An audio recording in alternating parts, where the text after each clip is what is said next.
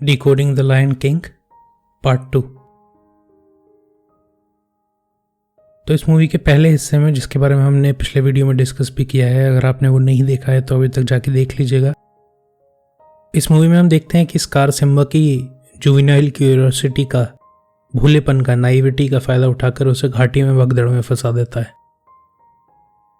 और जब मुफासा उसे बचाने जाता है तो उसे धोखे से मारकर खुद राजा बन जाता है। अब ये जो स्कार का किरदार है, ये हमको एक बड़े ज़रूरी और महत्वपूर्ण चीज़ से रूबरू करवाता है कि अभिभावकों के तौर पर, गार्जियंस के तौर पर बहुत ज़रूरी है कि हम अपने से छोटों को खासकर स्कार न बन जाने दें। अक्सर जब छोटे कोई कमज़ोरी दिखाते हैं या कुछ गलती करते हैं या उनमें कुछ कमियां दिखती हैं तो हम उन्हें डांट देते हैं या कभी कभी उन पर हाथ भी उठा देते हैं, सजा दे देते हैं। और मेरी बात को गलत मत समझ लीजिएगा, ये मत कह लीजिएगा कि मैं इसकी दूसरी अति की प्रशंसा कर रहा हूँ। मैं ये नहीं कह रहा हूँ कि उन्हें डांटना या सजा देना या उनकी गलती बताना ही बंद कर दिया जाए, पर हमें ये समझना होगा कि उनमें कमियां और कमज़ोरियां वैसे ही हैं जैसे हम में हैं। तो अगर आप किसी छोटे को चोट दे रहे हैं, उन्हें सज़ा दे रहे हैं, उन्हें डांट रहे हैं, तो फिर मरहम भी लगाना ज़रूरी है। और अगर हम मरहम लगा नहीं सकते तो फिर डांटने और सज़ा देने का हक भी हमें नहीं होना चाहिए। और इसीलिए हमारी सबसे पहली जिम्मेदारी हमारे अपने प्रति होनी चाहिए कि जैसे हम अपने घावों पर मरहम लगाते हैं वैसे ही औरों के घावों पर भी लगाना सीखें। और अगर हम अपने ही घावों पर नहीं लगा पाते मरहम, तो फिर औरों के पे कैसे लगाएंगे। अब दुखद बात यह है कि आमतौर पर जब हम समाज में देखते हैं तो जैसे लोग अपने घाव को छिपाते रहते हैं, अपने दर्द को दबाते रहते हैं, वही रवैया हम औरों के साथ भी अपनाते हैं। और इसी सप्रेशन और स्केपिज्म वाले एटीट्यूड की वजह से स्कार जैसे लोग पैदा होते हैं। स्कार हालांकि उनकी अति है पर वृत्ति सेम ही है। ऐसे लोगों को कभी समझ में ही नहीं आता कि उनमें कमी क्या है। वे अपनी कमियों की जिम्मेदारी लेने के बजाय उसे नाइंसाफी और समाज की क्रूरता मानने लगते हैं। पिछले वीडियो में भी हमने बात की थी कि अगर आप कमज़ोर हैं, अगर आप डरे हुए हैं, तो आप धीरे धीरे कड़वे उठते जाएंगे, कटु होते जाएंगे, और फिर वही कटुता हिंसा और घृणा में परिवर्तित हो जाती है। तो इसलिए बहुत ज़रूरी है कि हम समझें कि हमारी सबसे बड़ी जिम्मेदारी अपने प्रति है सबसे पहले, कि हम अपनी कमज़ोरियाँ ईमानदारी से स्वीकारें और फिर उन्हें समझकर, उन पर प्रकाश डालकर, उन पर काम करके उन्हें ठीक करें। और इसी को साइकोलॉजिकल भाषा में कहा जाता है इंटीग्रेटिंग द इनकॉन्शियस। खैर, तो जैसा हम देखते हैं कि स्कार सिम्बा के पीछे हाइनास को लगा देता है। अब से हाइनास उसे पकड़ तो नहीं पाते, सिम्बा बच निकलता है, पर हाइनास सोचते हैं कि वो अकेले छोटा सा सिम्बा अपनी रक्षा खुद कहाँ ही कर पाएगा, तो वो स्कार से जाकर कह देते हैं कि उन्होंने सिम्बा को मार दिया। फिर सिम्बा हाइनास से भागते हुए एक रेगिस्तान में चला जाता है। वहाँ थक कर, हार कर बेहोश पड़ा होता है। बहुत सारे गिद्ध उस पर हमला करने लगते हैं, जहाँ टिमोन और पुम्बा उसे आकर बचाते हैं और फिर उनमें दोस्ती हो जाती है। अब ये टिमोन और पुम्बा में से एक तो जंगली सुअर है और एक 1 फुट का बिल्ला है। तो दोनों ही जंगल की जो डोमिनेंस हायरार्की होती है उसमें काफ़ी नीचे आते हैं, तो काफ़ी यूजलेस हैं कई मायनों में। तो सिम्बा इनके साथ हो जाता है और बड़ा भी इन्हीं के साथ होता है।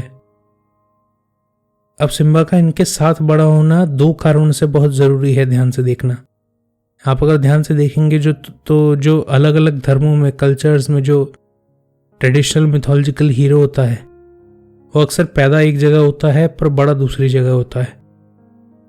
वो अक्सर अपने नेचुरल एनवायरनमेंट से अलग बड़ा होता है। यही हम सिम्बा के बारे में भी देखते हैं और यही हम सुपरमैन के बारे में भी देखते हैं।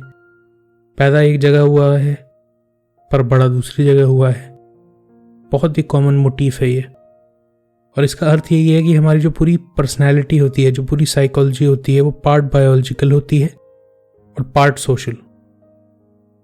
बहुत पुराना नेचर और नर्चर का डिस्कशन है ये, कि हर इंसान कुछ हद तक बायोलॉजिकल ड्रिवन होता है और कुछ हद तक सोशियोलॉजिकली ड्रिवन होता है। और एक ईमानदार इंसान की, एक ऐसे इंसान की जिसमें समझ और बोध जागृत हुआ है, जो अपनी कमजोरियों को पीछे छोड़ना चाहता है, उसे इसी नेचर और नर्चर के बीच में से अपना रास्ता खोजना होता है। आप बहुत समय तक सोशल कंडीशनिंग के साथ नहीं जी पाएंगे, क्योंकि आपका नेचर आपको लगातार टोकता रहेगा, कचोटता रहेगा, याद दिलाता रहेगा। जीने का एक और तरीका भी है। और दूसरा कारण ये है इसको ध्यान से देखने का कि चाहे आपकी काबिलियत जो कुछ भी हो, आपकी संगत अगर व्यर्थ लोगों से घिरी हुई है तो आप वैसे ही हो जाएंगे। तो सिम्बा भी शेर होने के बावजूद बग्स खाता है और हकूना मटाटा, जिसका मतलब है कि कोई चिंता नहीं, कोई भविष्य की फिक्र नहीं, ऐसे ही जीता है। और क्योंकि बाल अवस्था में हमें खेल कूद और जिम्मेदारी का अभाव बड़ा आकर्षक लगता है, तो इसलिए हम इसकी तरफ आसानी से आकर्षित भी हो जाते हैं। पर सही मायने में यही यात्रा है the journey of a boy to a man की, जहां पर हमें जानते बूझते वो करना होगा जहां पर कष्ट है और संघर्ष है और जो मुश्किल रास्ता है, और हमें उस रास्ते को छोड़ना होगा जो आसान है और मजेदार है और इसलिए आकर्षक भी है। और अगर हमने ये नहीं किया तो हम मानसिक तौर पर, जैसा नीचे कहते हैं, साइकोलॉजिकल इन्फेंटाइल ही जिए आते हैं। और ऐसे बहुत से लोग हैं जो 40 का 50 का हो जाने के बावजूद भी ऐसे ही जीते रहते हैं जैसे उनकी मानसिक उम्र 6 या 8 साल की हो। उनके घर पर क्या हो रहा है, उनकी समाज के प्रति जिम्मेदारी क्या है, उनके परिवार के प्रति, अपने प्रति सबसे पहले तो जिम्मेदारी क्या है, उससे उन्हें कोई मतलब नहीं है। बस अगली बार खाने को मिल जाए, घूमना फिरना मिल जाए, पार्टी करने को मिल जाए, ट्रिप करने को मिल जाए, यही उनकी ज़िंदगी का पूरा लक्ष्य होता है। और ऐसा ही रवैया फिर हम देखते हैं आजकल के नौजवानों में भी, उनके जुमलों में भी। Live in the moment, enjoy the moment, party loving, pleasure seeking, hedonistic lifestyle में, जहां पर सिर्फ एक ही चीज की प्राथमिकता है और वो है क्षणिक खुशी की। खैर, तो फिर सिम्बा जल्दी बड़ा हो जाता है और हम देखते हैं कि एक शेरनी है जो पूम्बा के पीछे पड़ी है और उसे मारने ही वाली होती है कि सिम्बा बीच में आ जाता है और उनमें लड़ाई होनी शुरू हो जाती है। फिर सिम्बा उसे पहचान लेता है कि वो नाला है। तो अब नाला जब सिम्बा को देखती है तो उसे बड़ी खुशी होती है, क्योंकि उसे ये लगता था अब तक कि सिम्बा तो मर चुका है। पर क्योंकि नाला एनिमा फिगर भी है तो वो सिम्बा से कहती है कि उसे वापस चलना होगा और अपनी जिम्मेदारियां संभालनी होंगी। पर सिम्बा एक आम जवान, इररिस्पॉन्सिबल, केयरलेस यूथ की तरह रिजेंटफुल है और कहता है यही उसका घर है और उसकी किसी के लिए कोई जिम्मेदारी नहीं है। वो इस अस्थायी स्वर्ग जैसे दिखने वाली जगह को ही अपना घर माने रखता है और वो फिर नाला से कहता है कि आओ मैं तुम्हें ये घर दिखाऊं। फिर ये दोनों साथ में घूमते हैं, प्रेम प्रसंग में मग्न हो जाते हैं। और टिमोन और पुम्बा को आम फ्रेंड सर्कल्स की तरह हमेशा ये लगता है कि उनका दोस्त तो गया। तो फिर नाला सिम्बा से वापस कहती है कि उसे वापस घर चलना होगा, और जब सिम्बा नहीं मानता है तो वो उसे छोड़कर चली जाती है। और ये बहुत ही ज़रूरी चीज़ है कि आम तौर पर हम जानते हैं कि प्रकृति औरतों को खास करके ऐसा बनाती है कि they tend to choose to mate up and across their dominance hierarchy. अब वो ऐसा क्यों करती हैं, उसका बड़ा ही बायोलॉजिकल कारण है। वो यही है कि उन्हें सुरक्षा मिल सके, खासकर जब वो फिजिकली वल्नरेबल हो। जब उनके बच्चे हों, उन पर जिम्मेदारी हो, तो कोई उनका भार संभाल सके, उनकी जिम्मेदारियां बांट सके। अब कोई औरत नहीं चाहेगी कि उसके घर में 2 बच्चे हों, एक शारीरिक तौर पर और मानसिक तौर पर बच्चा, और एक शारीरिक तौर पर तो वयस्क हो चुका है पर मानसिक तौर पर 6 साल का है। तो कोई भी समझदार व्यक्ति, कोई भी समझदार औरत कभी किसी ऐसे को नहीं चुनेगी जो खुद भी मानसिक तौर पर बच्चा है, जैसा कि नीचे कहते हैं साइकोलॉजिकल इन्फेंटाइल। फिर हम देखते हैं दूसरी तरफ कि प्राइड रॉक में सूखा आया हुआ है। स्कार ने सभी औरतों को कैद कर रखा है और जाजू को भी। और ये एक हॉलमार्क है एक ट्रेनिकल स्टेट का, क्योंकि ट्रेनिकल स्टेट इतना आइडियोलॉजिकली पजेस्ड होता है कि उसे कुछ और जानने की जरूरत ही महसूस नहीं होती। उसे लगता है उसे सब कुछ पता तो है, सब कुछ ठीक ही तो पता है उसे, जो वो कर रहा है वो ठीक ही तो है, तो फिर उसे ध्यान से देखने की भी जरूरत नहीं पड़ती। तो इसलिए वो जाजू को, जो कि राजा की आंखें हैं, उसे कैद करके रखता है। और अक्सर टिरनी को रिप्रेजेंट किया जाता है एक्सेसिव ऑर्डर के साथ, एक्सट्रीम ऑर्डर।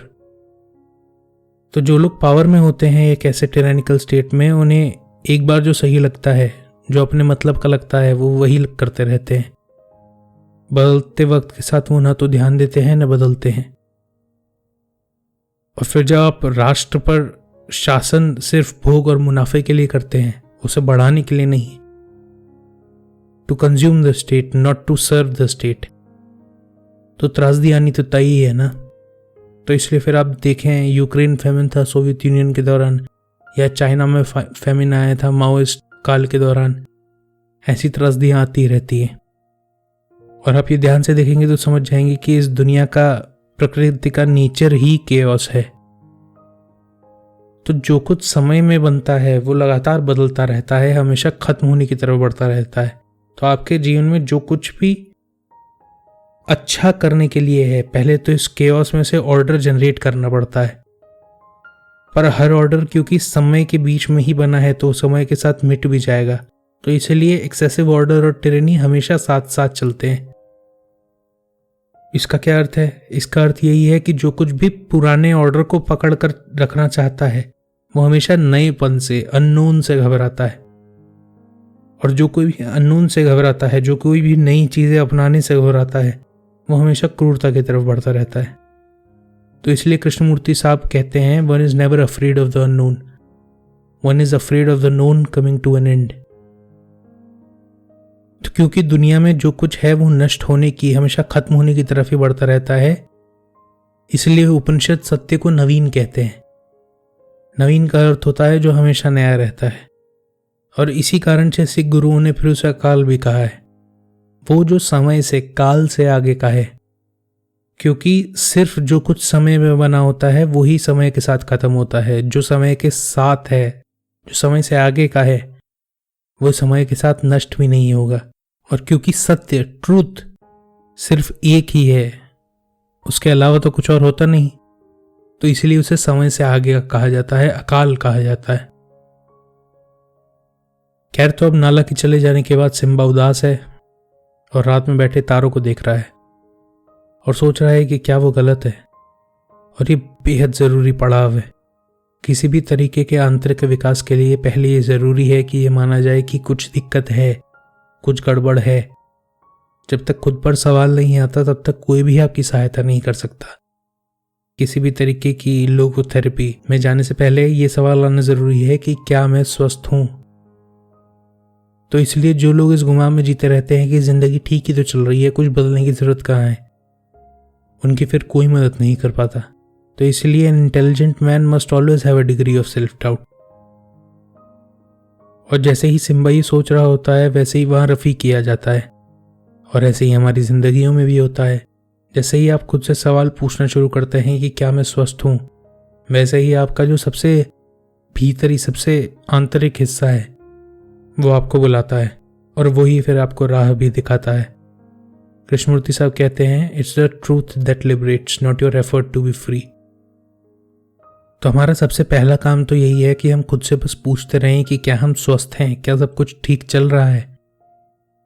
फिर हमारा सबसे स्वस्थ और गहरा हिस्सा हमें खुद बुलाता है। तो रफ़ीकी फिर सिम्बा को ले जाता है एक गुफा और गहरे जंगल में, जो कि डेप्थ ऑफ द अनकॉन्शियस का प्रतीक है। एक तालाब की तरफ ले आता है और सिम्बा को उस तालाब में खुद को देखने से कहता है। पहले तो सिम्बा को उस तालाब में सिर्फ अपनी परछाई ही दिखती है, पर जब वो ध्यान से देखता है तो उसे मुफासा दिखाई देता है।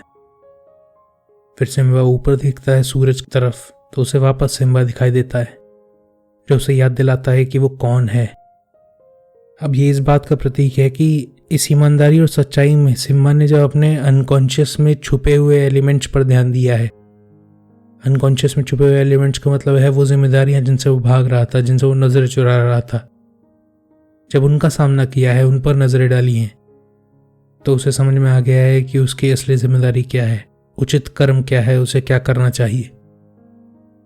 तो फिर सिम्बा भागता है और नाला के साथ प्राइड रॉक पहुंचता है।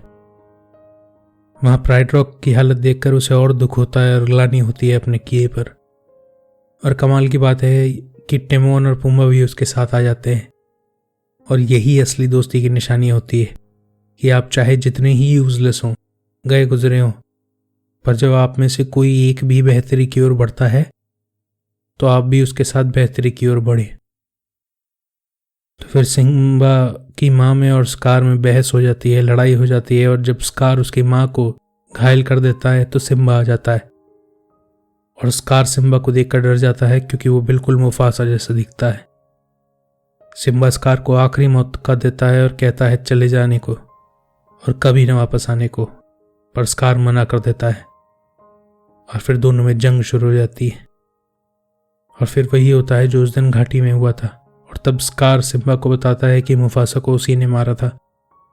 और ये सुनकर सिम्बा को आज तक जो सोच रहा था कि मुफासा की मौत का कारण वही था, अब उसे पता चलता है कि कुछ हद तक तो उसकी गलती थी ही, पर असल में स्कार ने मुफासा को मारा था।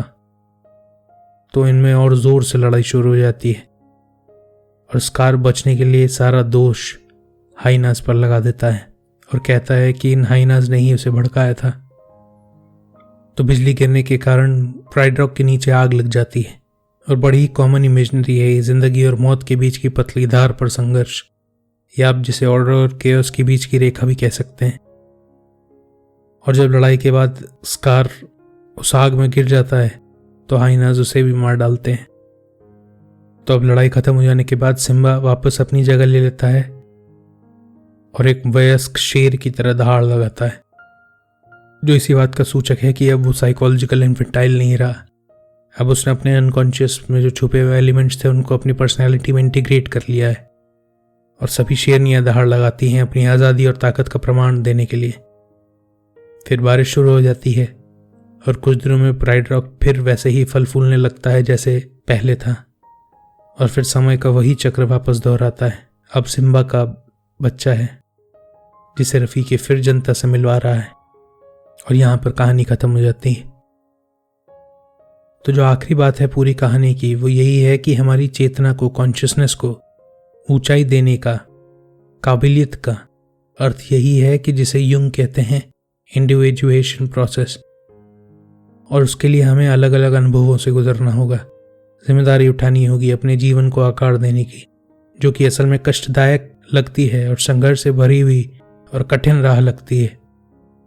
पर आसान और सस्ते सुखों की राह बहुत दिनों तक काम नहीं आती और ये काबिलियत तब तक नहीं आती जब तक हम उन चीज़ों को जिनको हमने नकार रखा है, जिनको हमने नज़रअंदाज किया हुआ है, जो हमें ज़रूरी नहीं लगती, जिनसे हम भागते हैं क्योंकि हम अपने आलस्य से ग्रसित हैं, हम अपने डर से ग्रसित हैं, जब तक हम उन चीज़ों का सामना नहीं करते, उन पर काबू नहीं पाते, उन्हें अपनी पर्सनैलिटी में इंटीग्रेट नहीं करते, तब तक ये काबिलियत हम हासिल नहीं कर पाएंगे। तो अगर आपको बात अच्छी लगी हो, समझ आई हो तो औरों से बांटिएगा। मुझे कमेंट सेक्शन में बताइएगा आपके क्या विचार हैं इस बारे में, या और कौन सी मूवी है जिसके बारे में आप चर्चा करना चाहेंगे। तो फिर मिलेंगे अगली वीडियो में। खुदा हाफिज़।